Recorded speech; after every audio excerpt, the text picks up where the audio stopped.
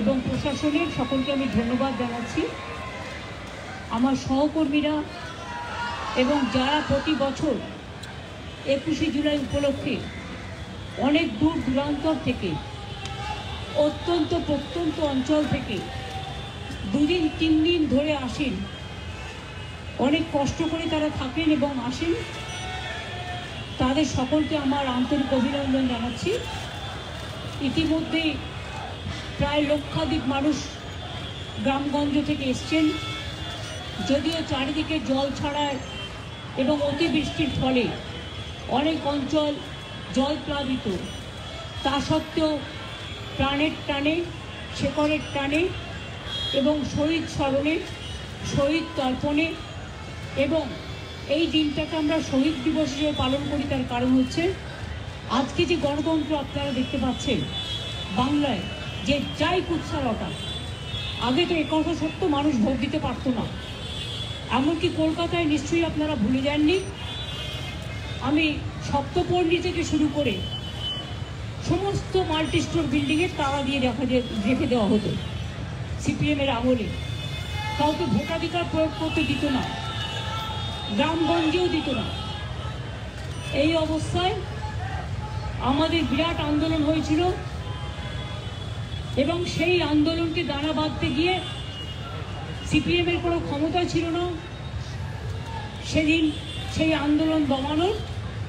গণতন্ত্রের কণ্ঠরোধ করে তারা এমনভাবে গুলি চালিয়েছিল যে 13 জন স্পটে মারা গিয়েছিল এবং প্রায় 200 জনের মতো, তার মধ্যে 150 জন পুলিশের গুলিতে আহত হয়েছিল। দাবি ছিল একটাই, no ID card, no vote. এবং সেশন নির্বাচন কমিশন হওয়ার পরে, তার আগে একজন অবজারভার হিসেবে এখানে এসেছিলেন, তিনি রিপোর্ট দিয়েছিলেন এবং সেই রিপোর্টের ভিত্তিতে এই no ID card, no vote এটা সেশনের সময় চালু হয়। তারপর থেকে মানুষ ভোট দেওয়ার অধিকারটা ফিরে পায়। এসব অনেক তথ্য, অনেক লড়াই, অনেক সংগ্রাম, অনেক জীবন যুদ্ধ, এই কাহিনী আজও ছড়িয়ে আছে। ডাবল ইঞ্জিন রাজ্যগুলোতে বিজেপি কাউকে ভোট দিতে দেয় না, আর সিপিএম শাসিত রাজ্য তো পশ্চিমবাংলায় আমরা হাতে নাতে ফল পেয়েছি। তাদের আবার বড় বড় কথা ভাষণ দিয়ে বেড়াচ্ছে সোশ্যাল নেটওয়ার্ক তৈরি করে, পয়সার কোনো সীমারেখা নেই। কাজেই লড়াইটা কিন্তু লড়েছিল আমাদের সহকর্মীরা জীবন দিয়ে মাঠে ময়দানে। সেসব দিনের কথা স্মরণ করে এই দিনটিকে আমরা শহীদ দিবস, মামাটি দিবস হিসেবে উৎসর্গ করি। শহীদদের স্মরণে, 21শে জুলাইয়ের শহীদ সহ সমস্ত শহীদদের স্মরণে মামাটি মানুষ দিবস এবং গণতন্ত্র দিবস হিসেবে আমরা পালন করে থাকি। প্রায় 33 বছর ধরে এই প্রোগ্রাম এই জায়গাটায় হয়। তার কারণ এখানে অনেকগুলো প্রাণ লুকিয়ে পড়েছিল, আর এই এলাকাটা রক্তের বন্যা বয়ে গিয়েছিল। তাই আমাদের বছরে একটাই প্রোগ্রাম শহীদ স্মরণে আমরা এখানে করি। এবং এ নিয়েও অনেকের আপত্তি আছে, অনেকে আপত্তি জানায়। তাদের আমি বলি, তারা যখন নবান্ন অভিযান করেন পুলিশের পারমিশন ছাড়া, তখন আপত্তিটা কোথায় থাকে? আমাদের প্যারালাল প্রোগ্রাম করতে গিয়ে তাদের প্রোগ্রাম করতে হয়। কই, তাদের যখন সেন্ট্রাল প্রোগ্রাম থাকে, আমরা তো প্যারালাল প্রোগ্রাম করি না। তৃণমূল কংগ্রেসের কাছ থেকে শিক্ষা নেওয়া উচিত, দেখা উচিত। আর কথায় কথায় চোর ডাকাত বলা, এছাড়া কোনো মুখের ভাষা নেই। কত মানুষের উপর অত্যাচার, বাংলা ভাষীদের উপর অত্যাচার। আমি সব ভাষাকে সম্মান করি এবং আমরা সব সম্মান করি সমস্ত রাজ্যের মানুষকে, কিন্তু এর মানে এটা নয় যে বাংলা ভাষায় কথা বললেই তাকে জেলে পুরে দিতে হবে। যাক গিয়ে সেসব কথাগুলো আগামীকাল মিটিং আছে, কালকে বলা যাবে। আপনাদের সবাইকে আহ্বান জানাবো, সবাইকে আহ্বান জানাচ্ছি, ঝড় জল হলেও আসবেন, বর্ষা হলেও আসবেন। বর্ষায় ভেজা আমাদের অভ্যাস হয়ে গেছে, কারণ যারা জীবন দিয়েছেন তাদের চোখের অশ্রু এই দিনটা আমরা দেখতে পাই। হয়তো প্রকৃতি মায়ের আশীর্বাদেই বলুন, শুভেচ্ছাই বলুন, দোয়াতেই বলুন, জয় জোয়ারেই বলুন।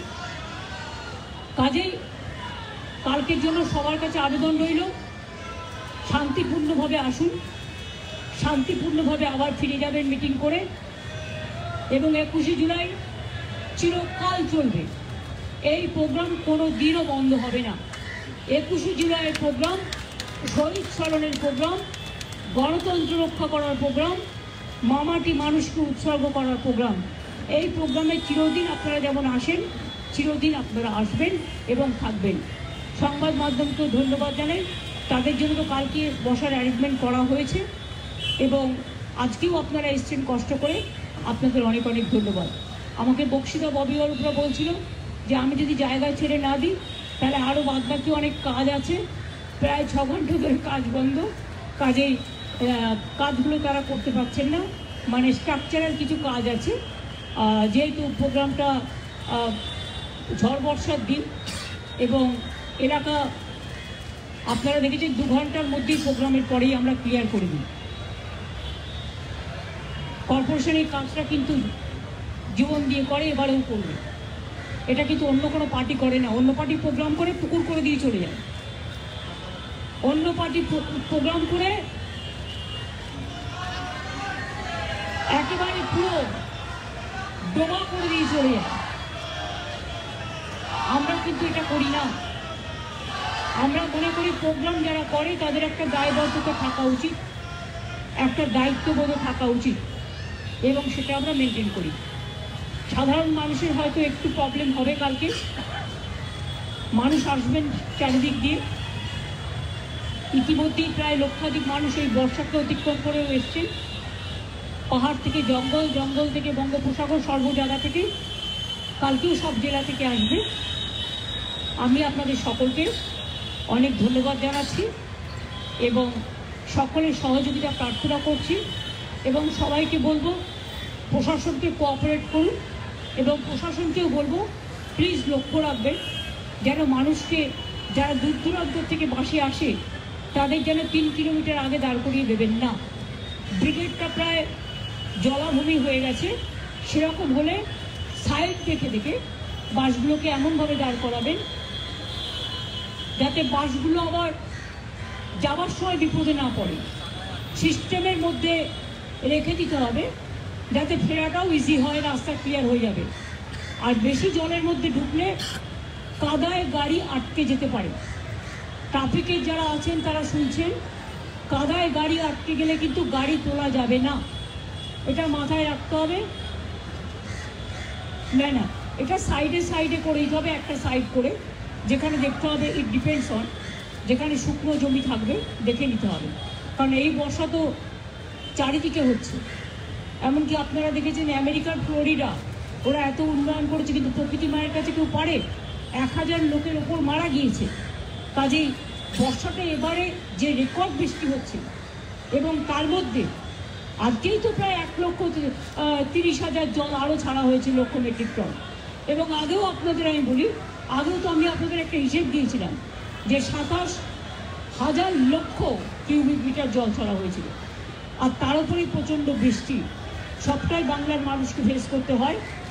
তার মধ্যেও এই জল আটকাবার জন্য আমরা প্রায় 5.5 লক্ষ পুকুর কেটেছি, নতুন করে 500টা চেকড্যাম করে দিয়েছি, লোয়ার দামোদর বেসিন প্রকল্প করেছি, ঘাটাল মাস্টার প্ল্যানও আগামী দিন হবে। এই ধরনের আরও কিছু প্রজেক্ট আমাদের মাথায় আছে। যদি তারা ডিবিসি, পঞ্চায়েত, মাইথন এরা ওখানকার জল এখানে ছড়ে দিয়ে মানুষ ডুবাবে, যদি তারা ইমিডিয়েট অ্যাকশান না নেয় তাহলে আমরা 2-3 বছরের মধ্যে আমরা আমাদের পরিকল্পনা মতো আমরা আমাদের কিছু সৃষ্টি করব, সেটা আমি এখনই বলছি না। আপনারা সকলে ভালো থাকবেন। অনেক ধন্যবাদ। নমস্কার সবাইকে।